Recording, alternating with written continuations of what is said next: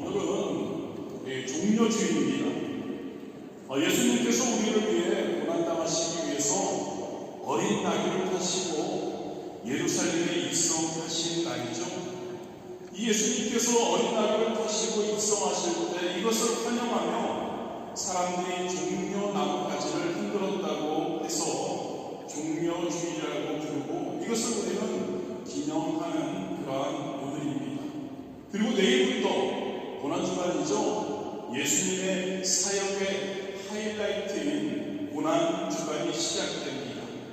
십자가에서 예수님께서는 금요일에 달리시고 토요일에는 무덤에 계셨습니다.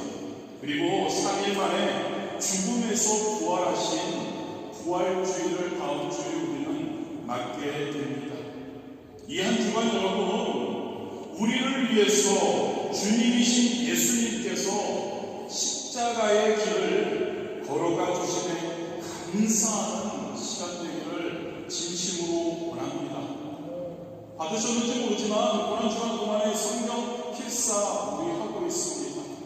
그것을 여러분 받으셔서 성경 필사하시며 하루하루 그 예수님의 발자취를, 예수님의 그 고난당하심을 얼마나 우리가 감사할 수밖에 없는지를 여러분들 느끼셨으면 좋겠습니다.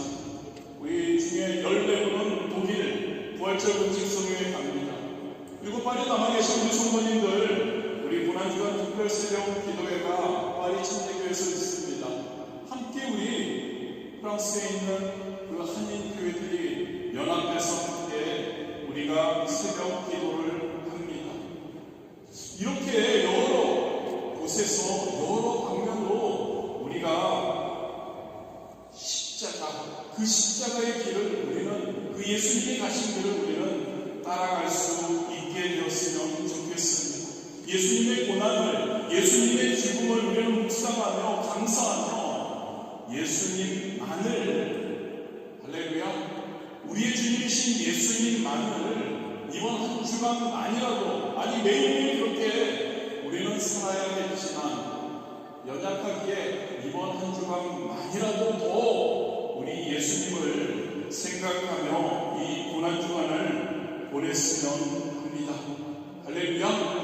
오늘 본문을 통해서 예수님의 죽음을 한번 생각해 보기 원합니다. 본문이죠. 우리가 항상 예수의 죽음을 몸에 짊어지면 예수의 생명이 또한 우리 몸에 나타나게 하려 합니다. 이 본문에서 사도 바울은 당시 사람들이 잘 알고 있던 끔찍한 형벌의 이미지를 사용합니다. 십자가의 그 처형도 있었지만 로마 시대에는 극악 또한 범죄자를 처형하는 잔인한 방법 중 하나로 범죄자를 시체와 함께 묶어두는 형벌이 있었다고 합니다. 눈은 눈대로, 코는 코대로, 입은 입대로, 손은 손대로 시체와 함께 묶어 매달아 놓습니다. 그러면 시체가 썩으면서 점점 살아있는 사람의 몸에 병균이 퍼져 들어가서 결국 함께 부패하여 사망에 이르게 하는 형벌이었다고 합니다. 사도 바울은 이 끔찍한 이미지를 사용하면서 저와 여러분 그리스도인들이 예수님의 죽은 몸을 짊어졌다고 본문에서 이야기하고 있는 겁니다. 이 형벌을 생각하면 우리가 예수님의 죽은 몸을 짊어졌다는 것 부정적으로 들릴 수가 있습니다. 그런데 여러분, 이 비유가 사실은 저와 여러분에게 가장 큰 축복, 놀라운 희망을 주는 메시지라는 것을 함께 살펴보겠습니다. 여러분, 그렇다면 성도가 예수님의 죽음을 짊어진다는 것은 어떤 내용일까요? 가장 먼저 여러분, 저와 여러분이 예수님의 죽음을 짊어진다는 것은 예수님과 하나 되는 것을 의미한다는 것을 항상 기억하기를 원합니다. 여러분, 우리가 하나님을 알기 전에, 예수님을 믿기 전에 인간의 상태는 어떠했습니까? 성경은 우리 모두가 죄인이라고 이야기합니다. 작은 죄를, 작은 실수를 범한 정도가 아니라 도저히 스스로는 해결할 수 없는 깊고 심각한 죄의 상태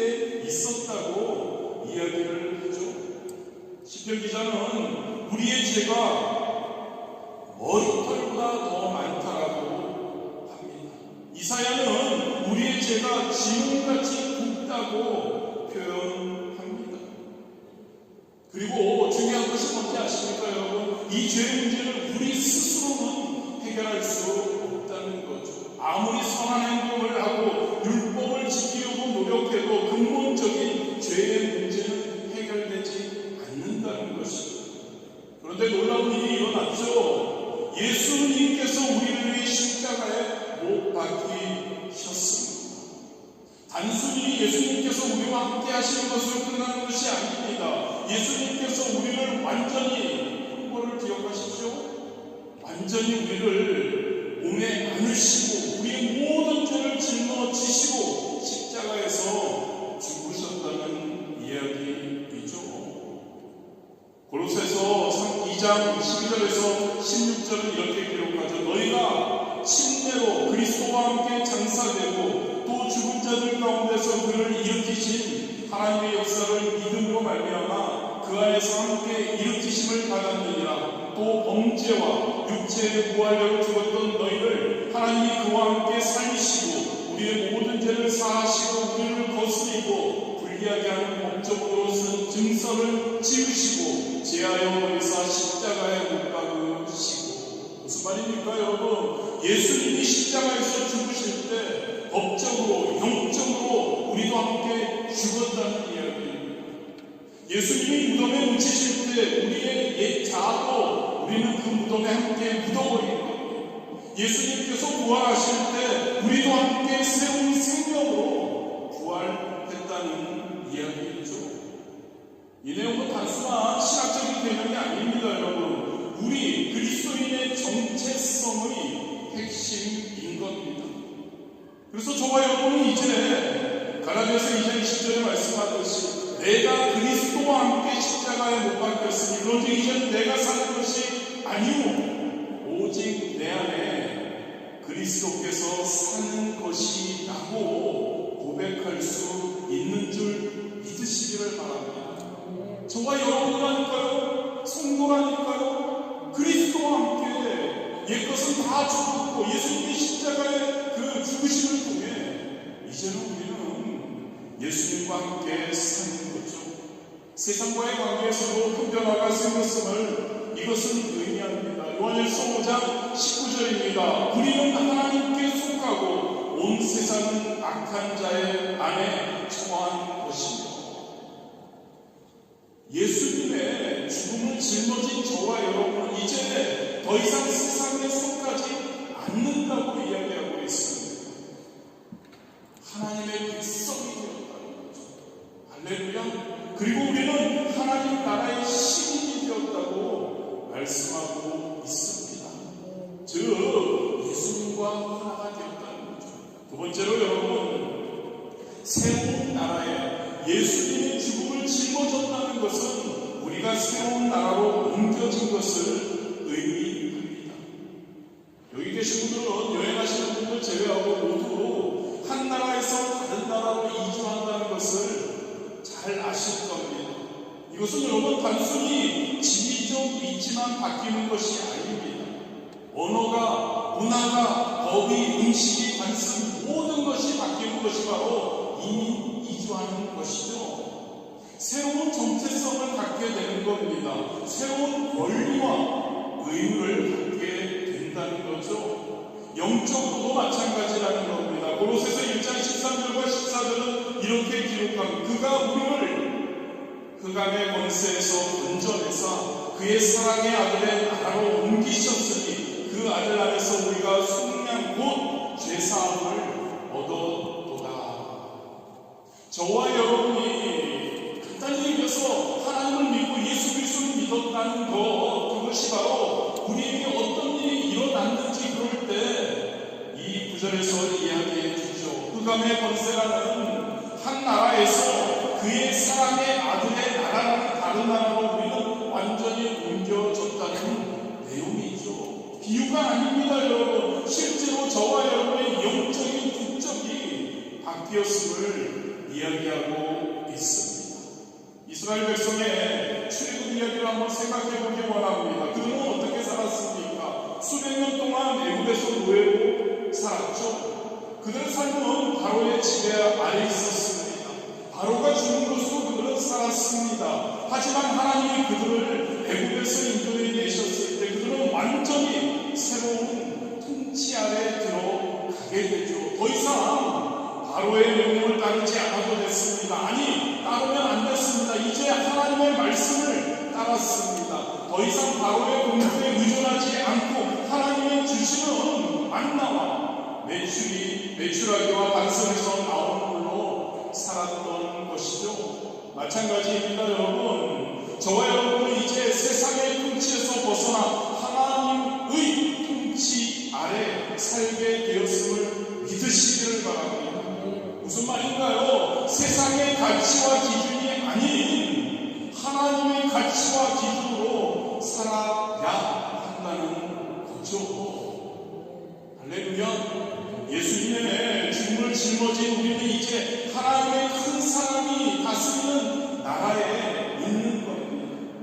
이곳에서 하나님이 주시는 놀라운 복을 누리며 살 수 있다는 거죠. 세 번째로 여러분, 예수님의 죽음을 짊어진다는 것, 예수님의 대속의 은혜를 함께 나누는 것을 의미합니다. 대속이라는 단어 한번 뜻을 생각해 봤으면 합니다. 바로 대신 속죄함을 의미합니다. 즉 누군가 우리 대신 값을 치르고 우리 대신 형벌을 받는 것을 이야기하죠. 바로 예수님께서 십자가에서 정확히 이것을 행하셨죠. 베드로전서 2장 24절입니다. 친히 나무에 달려 그 몸으로 우리 죄를 감당하셨으니 이는 우리로 죄에 대하여 죽고 의에 대하여 살게 하려 하심이라. 로마서 3장 23절 24절은 이렇게 기록하고 모든 사람이 죄를 범하였으며 하나님의 영광에 이르지 못하더니 그리스도 예수 안에 있는 속량으로 말미암아 하나님의 은혜로 값없이 의롭다 하심을 얻은 자 되었느니라. 할렐루야. 여러분, 이 구절이 얼마나 놀라운 선언인지를 우리는 항상 깨달아야 합니다. 우리가 값을 지불하지 않고 의롭다 함을 얻었다고 선포하고 있습니다. 우리가 엄청난 마치 빚을 지고 있는데 누군가 와서 내가 당신의 모든 빚을 갚았어요. 이제 당신은 자유로운 몸으로 사세요라고 말하는 것과 같다는 거죠. 저와 여러분, 예수님의 십자가를 통해 예수님께서 우리를 죄사해 주셨음을 믿으시기를 바랍니다. 그것만으로 끝나는 것이 아닙니다. 예수님께서는 우리가 성도답게 살 수 있도록 인도해 주십니다. 무슨 말이냐면 여러분, 저와 여러분이 진짜 하나님이 기뻐하시고 하나님이 영광 받으시는 순결하고 정결한 자로 살아갈 수 있는 능력을 주신다는 거죠. 예수 그리스도의 은혜인 겁니다. 고린도전서 6장 11절이죠. 너희 중에 이와 같은 자들이 있더니 주 예수 그리스도의 이름과 우리 하나님의 성령 안에서 씻음과 거룩함과 의롭다 하심을 받았느니라. 무슨 말입니까? 저와 여러분, 이제 우리의 죄사함만 받은 것이 아니라 이제 우리는 죄의 노예가 아니라는 겁니다. 할렐루야. 저와 여러분은 하나님이 원하시는 거룩한 삶을 살아갈 수 있다는 그 능력을 받았다는 것. 누구요? 예수님의 죽음을 우리가 짊어지고 살아갈 때요. 또한 예수님은 우리에게 치유의 생명을 주셨습니다. 베드로전서 2장 24절과 보죠. 그가 채찍에 맞음으로 너희는 나음을 얻었나니. 죄에서 사함받았습니다. 거룩하게 살 수 있습니다. 그리고 이제 우리는 건강할 수 있다는 거죠. 영적, 정서적, 그리고 육체적 치유까지 우리는 누릴 수 있다는 것을 우리는 믿기를 진심으로 원합니다. 또 나아가서 예수님은 우리를 저주에서 해방시켜 주십니다. 그리고 아브라함의 복을 받도록 은혜를 베풀어 주신다는 것. 갈라디아 3장 13절 14절입니다. 그리스도께서 우리를 위하여 저주를 받은 바 되사 율법의 저주에서 우리를 속량하셨으니 이는 그리스도 예수 안에서 아브라함의 복이 이방인에게 미치게 하고. 예수님의 죽음을 짊어진 저와 여러분은 죄사함을 받는다는 것을 믿으시기를 바랍니다. 치유함을 받는다는 것을 믿으시기를 바랍니다. 정결하게 살 수 있다는 것을 믿으시기를 바랍니다. 아브라함의 복을 누릴 수 있다는 그 하나님의 그 예수님의 대속의 은혜를 누릴 수 있는 자라는 것을 기억하기를 진심으로 원합니다. 자, 이게 여러분 우리가 성도로서 예수님의 죽음을 우리가 짊어질 때 우리가 이렇게 되는 것이고요. 그렇다면 지금 우리의 현실적인 상황은 어떤지를 한번 생각해 보기 원합니다. 우리는 영적으로 거듭났기 때문에 하나님 나라에 속했습니다. 그런데 물리적으로는 어떤가요? 아직 이 세상에 우리는 살고 있죠. 무슨 말인가요? 저와 여러분 두 세계 사이에서 살아가고 있는 겁니다. 아까도 잠시 나눴지만 마치 이스라엘 백성이 애굽을 떠났습니다만 아직 약속의 가나안 땅에 들어가지 못하고 광야에 있던 상황 비슷하다는 거죠. 더 이상 그들은 애굽의 노예가 아니었습니다만 아직 약속의 땅의 완전한 축복을 누리지도 못했었죠. 과도기적인 상태에 있었던 겁니다. 그런데 여러분 그들은 어떻게 살았습니까? 광야에서요. 새로운 방식으로 그들은 살았습니다. 더 이상 바로의 명령에 따라 살지 않고 하나님의 말씀을 따라 살려고 완전히 그렇게 살지는 못했습니다. 저와 여러분 지금처럼요. 그러나 그들은 그 말씀대로 살려고 몸부림쳤습니다. 저와 여러분처럼요. 할렐루야. 몸부림치는 저와 여러분이 되어야 합니다. 더 이상 애굽의 음식을 먹지 않았습니다. 그들은 하나님의 공급하시는 만나를 먹었죠. 더 이상 애굽의 우물물을 마시지 않았습니다. 하나님이 반석에서 내신 물을 그들은 광야에서 마셨습니다. 저와 여러분의 현재 상황도 마찬가지라는 겁니다. 우리는 이 세상에 물리적으로 존재하지만 더 이상 세상의 방식대로 살아서는 안 된다는 거죠. 할렐루야. 하나님의 법칙대로 하나님의 말씀대로 하나님의 원칙대로 우리는 살아가려고 살아가야 하는데 살아가기가 쉽지 않으니까요. 그래도 몸부림치는 저와 여러분, 바로 현실적인 저와 여러분의 상황입니다. 저와 여러분 그렇다면 구체적으로 우리의 삶은 어떻게 달라져야 할까? 자주 말씀드리지만 첫 번째로 저와 여러분 더 이상 세상의 가치관을 따르지 않아야 할 줄 믿습니다.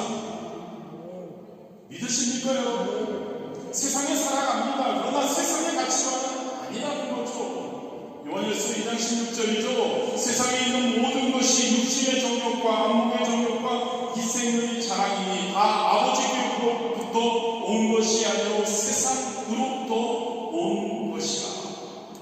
저와 여러분 그냥 예수님 나의 주님으로 끝나서는 안 되죠. 이제 고난주간을 맞이해서 우리 예수님이 십자가에서 못 박혀 돌아가시고 고난당하시는 것에 감사하며 그냥 살아서는 안 되죠. 그것만으로는 안 되죠. 여러분 저와 여러분이 진짜 그 예수님을 사랑한다면 예수님이 원하시는 대로 살아가야 할 줄 믿습니다.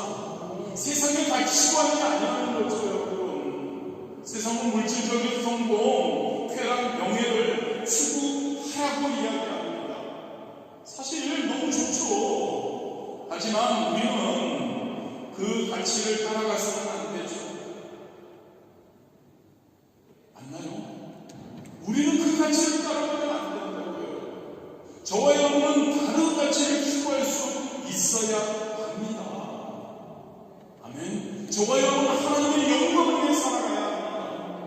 저와 여러분은 하나님의 기쁨을 드리는 열매를 맺는 삶을 살아가야 한다고요. 저와 여러분은 하나님을 사랑하고 이웃을 사랑하는 삶을 살아가야 합니다. 저와 여러분은 세상의 일시적인 것들에 그것을 추구하는 것이 아니라 저와 여러분은 무엇을 추구해야 합니까? 영원한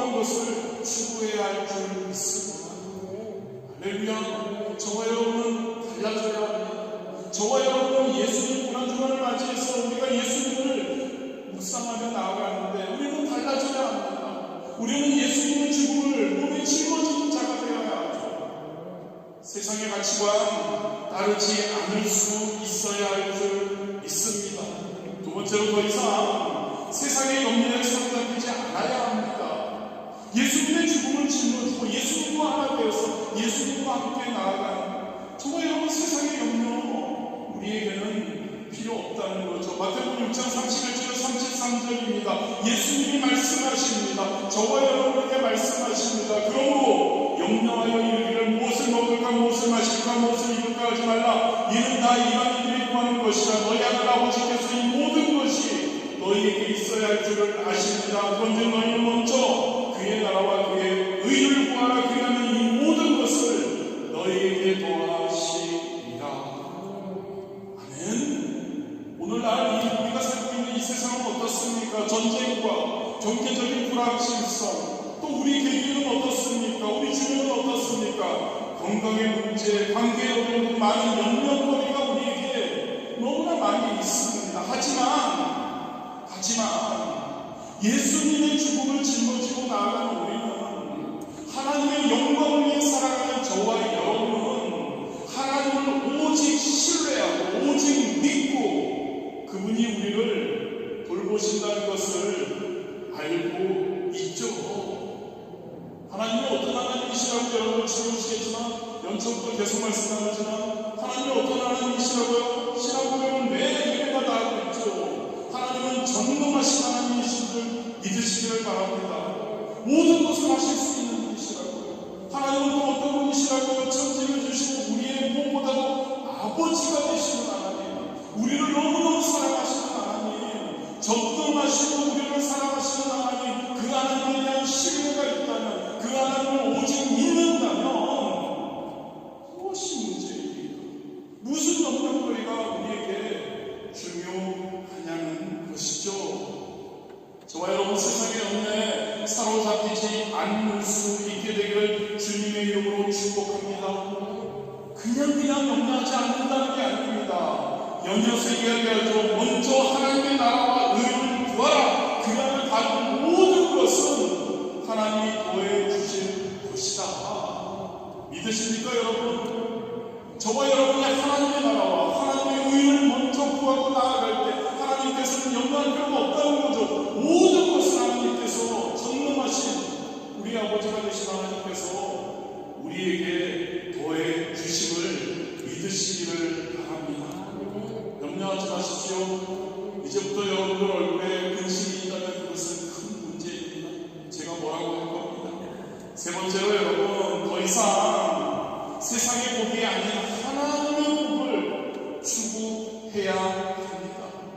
요한삼서 1장 2절 우리가 너무나 잘 아는 말씀이죠. 사랑하는 자여 내 영혼이 잘된 같이 내가 범사에 잘되고 강건하기를 내가 간구하노라. 우리가 알죠. 세상의 복은 어떻습니까? 일시적입니다. 세상의 복은 어떻습니까? 한계가 있습니다. 세상의 복은 어떻습니까? 불완전합니다. 하지만 하나님의 복은 어떻습니까? 하나님은 어떤 분이시라고요? 전능하신 분이신 줄 믿습니다.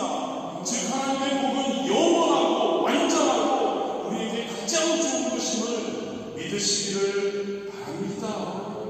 하나님의 복을 추구하며 살아가는 저와 여러분 되시기를 주님의 이름으로 축복합니다. 네 번째로 더 이상 세상의 힘이 아닌 성령님의 힘으로 우리가 살아가야 합니다. 갈라디아서 5장 16절이죠. 내가 이르노니 너희는 성령을 따라 행하라. 그리하면 육체의 욕심을 이루지 아니하리라. 세상은 어떻게 살아갑니까 여러분? 세상 사람들은 어떻게 살아갑니까? 세상에 자신의 힘을 그리고 자신의 지혜로 살아갑니다. 하지만 성도인 저와 여러분은 어떻게 살아갑니까? 누구와 함께 살아갑니까? 아니 보혜사 성령님 우리에게 보내주셨다니까요. 혼자 살지 말라고요. 저와 여러분이 연약한 것을 너무나 잘 아셔서 저와 여러분을 도우시기 위해서 하나님께서 예수님께 승천하시며 우리에게 성령님을 보내주셨다니까요. 할렐루야. 그 성령님과 함께 그 성령님의 힘으로 성령님의 능력으로 성령님의 인도하심으로 살아가는 우리가 되어야 할 줄 믿습니다. 저와 여러분은 다르다니까요, 여러분.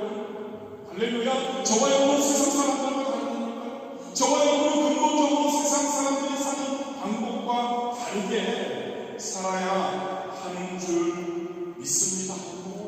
말씀을 마무리하겠습니다. 그런데 오늘 결론은 조금 깁니다, 여러분. 예수님의 죽으심을 짊어진 이것에 대한 주제로 함께 말씀을 나누었죠. 한번 제가 요약할게요. 예수님의 죽으심을 짊어진 저와 여러분, 예수님과 하나 되었다는 것을 기억하시기 바랍니다. 예수님의 죽음, 예수님의 부활에 우리는 함께, 예수님의 죽음이 우리의 죽음이고 예수님의 부활이 우리의 부활이라는 것을 기억하시기를 바랍니다.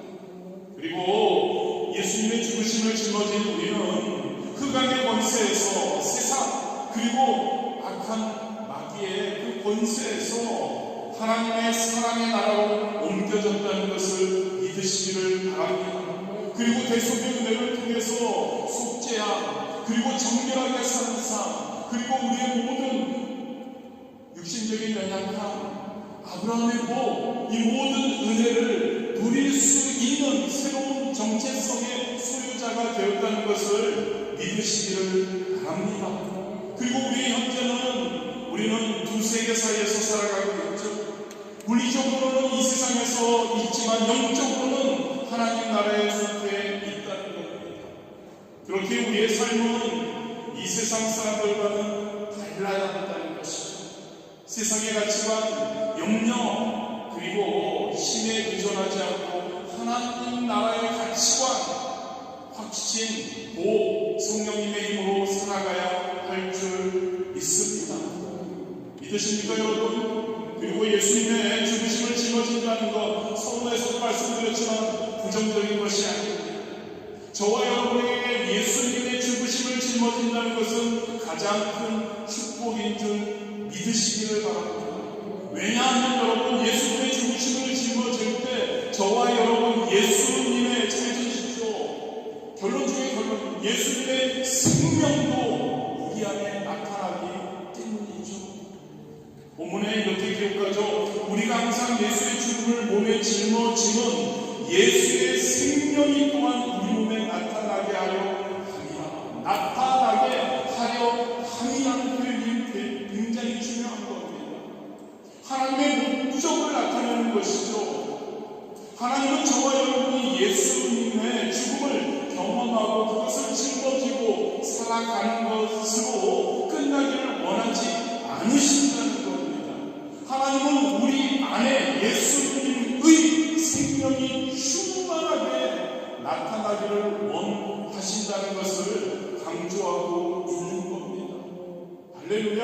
예수님의 생명이 우리의 삶 가운데 나타나야 한다는 것입니다. 저와 여러분 항상 긍정적일 수 있는 겁니다. 들어갈게요. 예수님의 생명이 우리의 삶에 나타나니까요, 우리는 항상 적극적일 수 있는 겁니다. 우리는 항상 창조적인 삶을 살아갈 수 있는 겁니다. 세상은 이것을 우리에게 줄 수 없죠. 우리가 너무나 잘 알지 않나요, 여러분? 세상은 환경과 상황에 따라서 긍정적이 되었다가 부정적이 되었다가를 반복합니다. 그러나 예수님을 믿는 그리스도인의 긍정심은 환경이나 상황에 좌우되지 않습니다.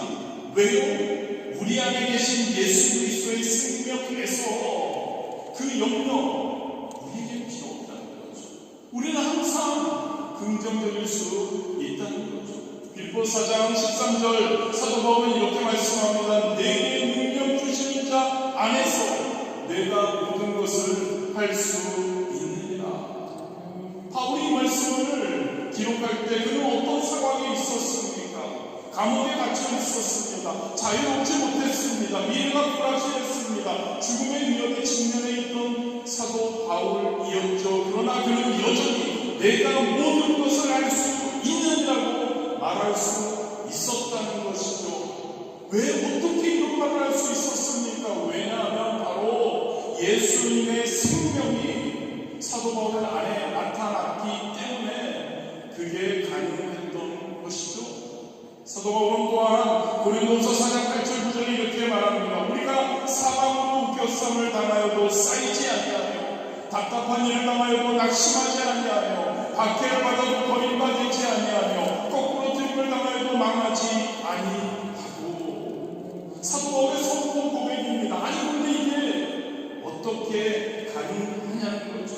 바로 다음 구절에 사도 바울이 이야기합니다. 우리가 항상 예수의 죽음을 몸에 짊어지는 예수의 생명이 또한 우리 몸에 나타나게 합니다 라고. 이 때문에 예수 그리스도의 생명이 우리의 삶 가운데 나타나기 때문에 사도 바울은 이런 고백을 할 수 있는 거죠.